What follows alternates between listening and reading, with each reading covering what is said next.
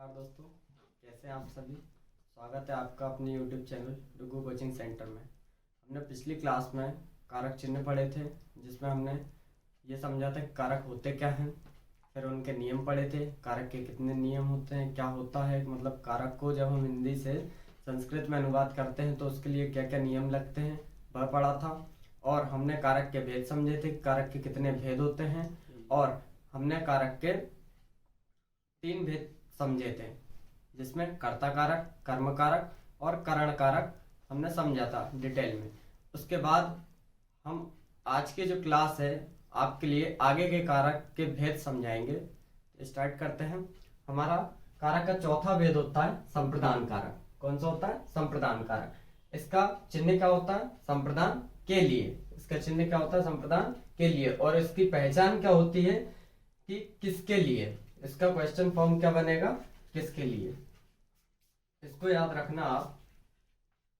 इसका प्रश्न क्या बनेगा? किसके लिए। संप्रदान कारक की हम परिभाषा समझते हैं। जिसके लिए कोई वस्तु दी जाए या कोई काम किया जाए, उसमें कौन सा कारक होता है? संप्रदान कारक। मतलब किसी के लिए हम कोई चीज दे रहे हैं या फिर किसी के लिए हम कोई काम कर रहे हैं, तो उसमें आपका संप्रदान कारक होगा। और संप्रदान कारक में हमेशा चतुर्थी विभक्ति का प्रयोग किया जाता है। कौन सी विभक्ति का? चतुर्थी विभक्ति का। राम की चतुर्थी विभक्ति क्या होगी? रामाय। राम की चतुर्थी विभक्ति क्या होगी? रामाय। इसको उदाहरण के द्वारा समझते हैं। जैसे शिक्षक छात्र के लिए पुस्तक देता है। शिक्षक किसके लिए पुस्तक देता है? छात्र के लिए। तो इसमें संप्रदान कारक जो होगा वो किसमें होगा? छात्र में होगा। क्यों होगा?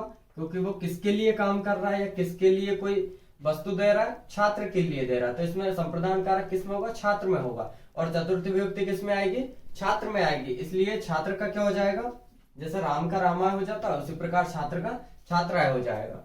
और इसमें शिक्षक कितने हैं? एक। शिक्षक कौन है? इसमें कर्ता है, क्योंकि वो क्या कर रहा है? काम कर रहा है, मतलब किसी को चीज दे रहा है। तो कर्ता की प्रथम विभक्ति क्या मतलब कर्ता में जो होता है हमेशा प्रथम विभक्ति का प्रयोग होता है। तो इसका क्या हो जाएगा? शिक्षक का शिक्षिका। शिक्षिका क्यों होगा? क्योंकि शिक्षक एक ही है, मतलब उसमें एक वचन लगेगा। शिक्षिका किसके लिए दे रहा पुस्तक? तो छात्र के लिए। तो छात्र का क्या हो जाएगा? छात्राय। छात्राय। और पुस्तक दे रहा तो पुस्तकम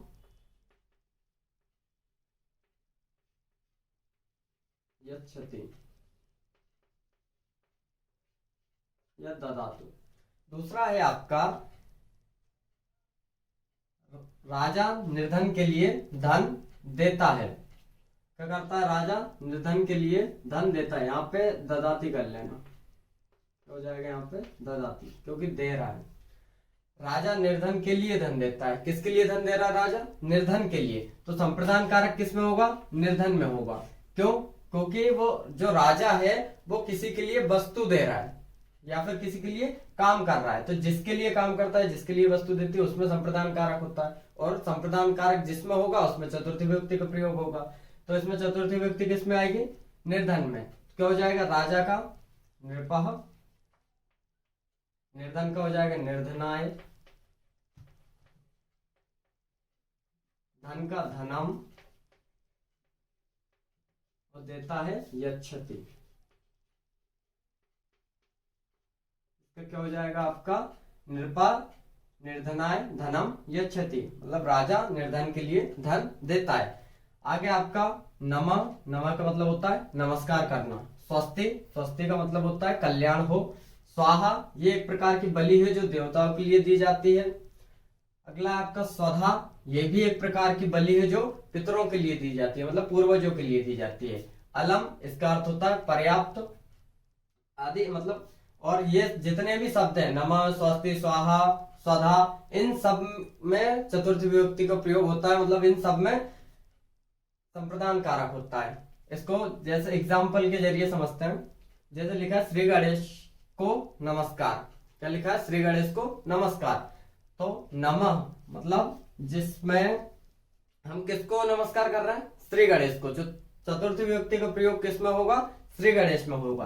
तो क्या हो जाएगा श्री, श्री गणेश का क्या हो जाएगा श्री गणेशाय। और नमस्कार को क्या कहते हैं नमः, क्या हो जाएगा श्री गणेशाय नमः। इसका यदि होता कि राम को नमस्कार तो श्री राम को श्री रामाय नमः हो जाता, और श्री शिव को नमस्कार होता यदि यहाँ पे तो हो जाता श्री शिवाय नमः। अगला है आपका सभी का कल्याण हो, तो इसका क्या हो जाएगा सभी के लिए जो वर्ड आता है वो होता है सर्वेभ्यः, सर्वेभ्यः स्वस्ति। तो कल्याण हो को संस्कृत में क्या कहते हैं कल्याण हो को स्वस्ति। अगला है आपका अग्नि के लिए बलि, एग्जाम्पल है आपका अग्नि के लिए बलि। किसके लिए बलि है ये अग्नि के लिए। अग्नि क्या है हमारा देवता है, तो क्या आएगा इसमें क्या आएगा स्वाहा, क्या हो जाएगा अग्नये स्वाहा।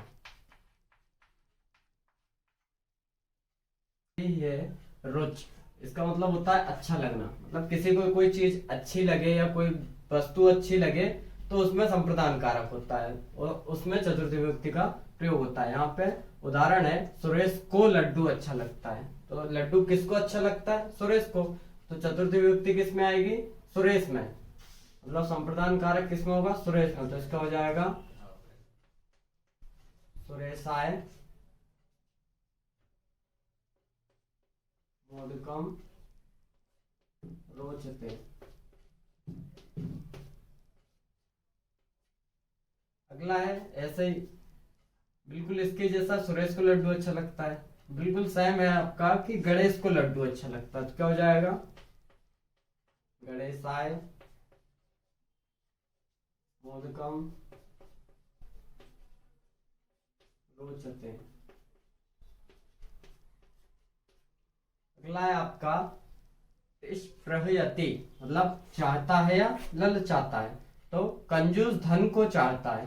किसको चाहता है कंजूस धन को, तो इसका क्या हो जाएगा, तो इसमें जिस चीज को वो चाहता है उसमें संप्रदान कारक होगा, मतलब उसमें ही चतुर्थ विभक्ति का प्रयोग होगा। तो कंजूस को संस्कृत में कहते हैं कृपणः, धन का हो जाएगा धनाय, चतुर्थी विभक्ति लगेगी इसमें, और चाहता है यानी स्पृहयति।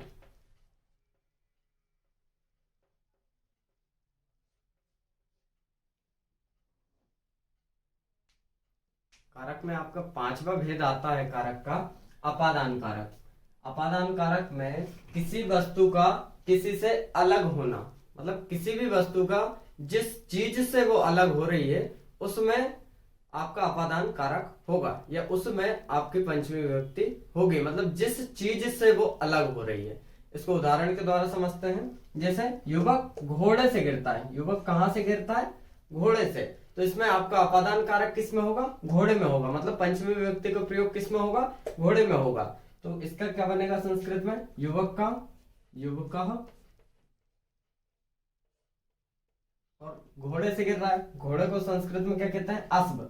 तो राम की पंचमी विभक्ति जो होती है वो क्या होती है, राम की पंचमी विभक्ति का एक वचन होता है रामात, क्या होता है रामात। यहाँ पे घोड़े कितने एक, यहाँ पे घोड़ा कितना है एक, क्योंकि युवक एक ही घोड़े से गिर रहा है तो उसमें कौन सा एक वचन ही लगेगा, मतलब राम की पंचमी विभक्ति का एक वचन ही लगेगा, तो क्या होगा अश्व का क्या हो जाएगा अश्वात, और गिरने को पतति, आपका क्या हो जाएगा युवका अस्वात पतति। दूसरा है आपका पेड़ से पत्ता गिरता है, तो पत्ता किससे गिर रहा है पेड़ से, तो यहाँ पे पंचमी विभक्ति किस में लगेगी पेड़ में, या अपादान कारक किस में होगा पेड़ में होगा, क्यों क्योंकि पत्ता कहां से गिर रहा है पेड़ से गिर रहा है। तो इसका क्या हो जाएगा आपका वृक्षात वृक्षात पत्रम पतति। पत्रम का मतलब पत्ता, पत्रम का मतलब क्या होता है पत्ता। अगला आपका गंगा हिमालय से निकल रही, तो यहाँ पे अपादान कारक किसमें होगा हिमालय में होगा, या पंचमी विभक्ति का प्रयोग कहाँ होगा या किसमें होगा, तो वो हिमालय में होगा। तो इसका क्या हो जाएगा गंगा हिमालयात प्रभवती। क्या हो जाएगा इसका? गंगा हिमालयात प्रभवती, क्योंकि गंगा कहाँ से निकल रही है? हिमालय से, इसलिए पंचमी विभक्ति का प्रयोग कहाँ होगा? हिमालय में होगा। फिर आपका अगला आता है, कारक का अगला भेद होता है संबंध कारक। संबंध कारक में जहां पर दो शब्द, संज्ञा या सर्वनाम, एक दूसरे से संबंध रखते हैं, क्या करता हूँ? एक दूसरे से संबंध रखते हैं। जैसे स्वामी विवेक, जन्य जनक, कार्य, कारक इत्यादि। वहां पर जिस वस्तु का संबंध होता है, वहां पे जिस वस्तु का संबंध होता है उसमें संबंध, उसमें षष्ठी विभक्ति का प्रयोग होगा। मतलब जहां पे, जैसे उदाहरण द्वारा समझते हैं, जैसे मोहन अनुज का पुत्र है। मोहन किसका पुत्र है? अनुज का पुत्र है। तो षष्ठी विभक्ति का प्रयोग किस में होगा? अनुज में होगा। अनुज में होगा, क्यों? क्योंकि वह किसका पुत्र है? अनुज का पुत्र कौन है? मोहन। मतलब मोहन संबंध रख रहा है अनुज से, तो वह जिससे संबंध रखेगा उसमें षष्ठी विभक्ति का प्रयोग होगा। इसका क्या हो जाएगा? मोहन का मोहना, किसका पुत्र है वो? अनुज का। तो अनुज में षष्ठी विभक्ति का प्रयोग होगा, तो क्या हो जाएगा? अनुज का अनुजस्य, और पुत्र का पुत्रः, और है का अस्ति। मोहन किसका पुत्र है? अनुज का।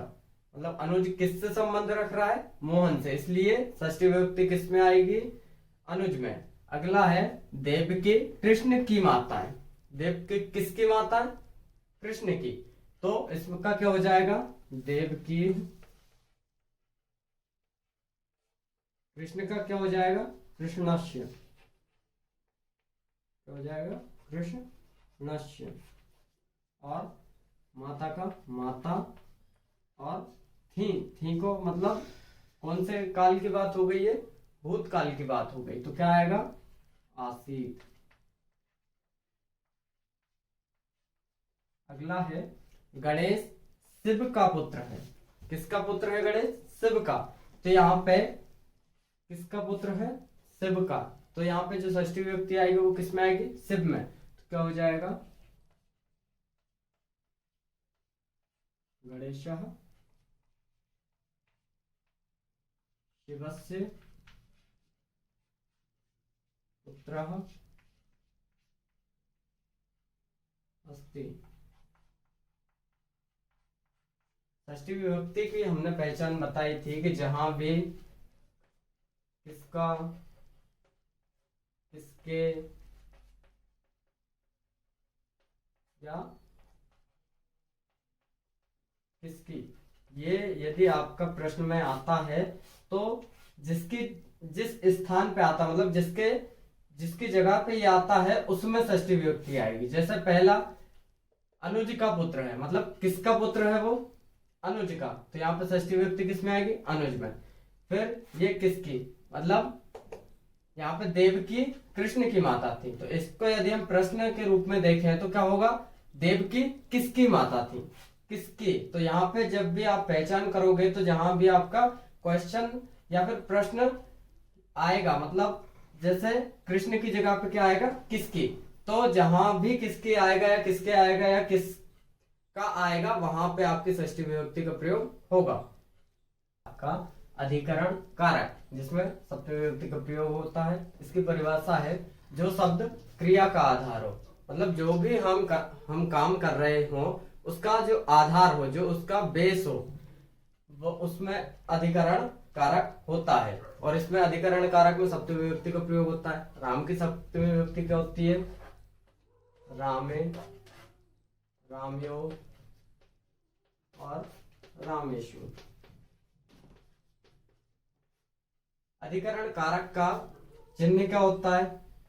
अधिकरण में या पर। इसका प्रश्न किस रूप से बनेगा? इसका बनेगा किसमें या किस पर।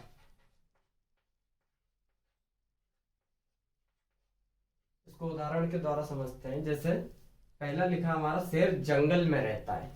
शेर कहाँ रहता है? जंगल में। तो इसका हम यदि प्रश्न के रूप में देखें तो क्या हो जाएगा, शेर किस में रहता है। क्या हो जाएगा इसका, शेर किस में रहता है। तो शेर जहां रह रहा है, मतलब शेर रह तो रहा है लेकिन कहाँ रह रहा है, उसका रहने का आधार क्या है, उसके रहने का आधार है जंगल। तो यहाँ पे जंगल में सप्तमी विभक्ति का प्रयोग होगा। किसमें होगा, जंगल में। तो इसका क्या हो जाएगा, शेर का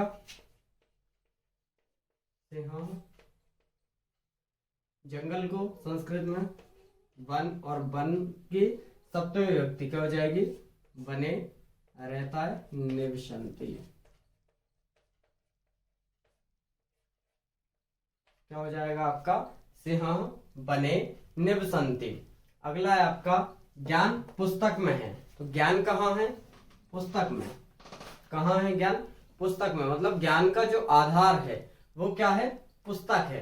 तो इसका क्या हो जाएगा, ज्ञान का ज्ञानम, पुस्तक की सप्तमी विभक्ति पुस्तके, और है यानी इसका हो जाएगा अस्ति। क्या हो जाएगा, ज्ञानम पुस्तके अस्ति। मतलब सप्तमी विभक्ति में अधिकरण कारक में हमें क्या समझना है कि पहले तो उसका राम की सप्तमी विभक्ति याद होनी चाहिए, फिर उसका चिन्ह, मतलब अधिकरण कारक का जो चिन्ह है वो में पर, फिर उसकी पहचान कि हम इसको किस द्वारा पहचान सकते हैं। तो जो भी आपका रहेगा उसको आप पहले तो प्रश्न के रूप में निर्माण कीजिए उसका। जैसे कि शेर जंगल में रहता है, तो शेर किस में रहता है या शेर कहाँ पर रहता है। तो जहां पर भी रहता है या वो जहां भी रहता है उसमें सप्तमी विभक्ति का प्रयोग होगा, वही आपका अधिकरण कारक कहलाएगा। अगला आता है आपका संबोधन कारक के। वैसे हिंदी में देखें तो 8 भेद होते हैं, लेकिन संस्कृत में 6 ही भेद होते हैं, क्योंकि इसमें संबंध और संबोधन ये कारक की श्रेणी में नहीं आते हैं। संबोधन को समझते हैं कि किसी को पुकारने, किसी व्यक्ति को पुकारने या किसी वस्तु को पुकारने या किसी व्यक्ति को सावधान करने के लिए जिस शब्द का प्रयोग किया जाता है उसे हम संबोधन कहते हैं। मतलब किसी को बुलाने में संबोधन होता है, ठीक है। संबोधन में जो है वो प्रथम विभक्ति का प्रयोग होता है। कौन सी विभक्ति, प्रथम विभक्ति का ही प्रयोग होता है। मतलब जिस प्रकार से प्रथम विभक्ति का प्रयोग संस्कृत को हिंदी में या हिंदी को संस्कृत में अनुवाद करने में होता है, उसी प्रकार संबोधन का भी होता है। जैसे इसका उदाहरण है, हे राम वहां जाओ। तो क्या हो जाएगा इसका, हे राम, क्योंकि राम की प्रथम विभक्ति क्या होती है, यही होती है रामा। तत्र, वहां मतलब तत्र, और जाओ मतलब गच्छ। क्या हो जाएगा, हे रामा तत्र गच्छ। और संबोधन के जो चिन्ह होते हैं वो क्या होते हैं, हे, भो, अरे। इन शब्दों द्वारा संबोधन को इन चिन्हों द्वारा समझाया जाता है, ठीक है। तो आज जो हमने आज की क्लास थी उसमें हमने कारक के भेद अच्छे विस्तार पूर्वक समझे हैं। उसके अलावा जो हमारी पहले की क्लासें हुई थी उसमें हमने कारक बताए थे, कारक होते क्या है, कारक चिन्हों के बारे में बताया था, कारक चिन्हों की पहचान करना बताया था, और कारक को विस्तार पूर्वक समझाया था। आज की क्लास कैसी लगी आपको कमेंट करके हमें जरूर बताएं। वीडियो को लाइक करें और शेयर करें, चैनल को सब्सक्राइब करें। धन्यवाद।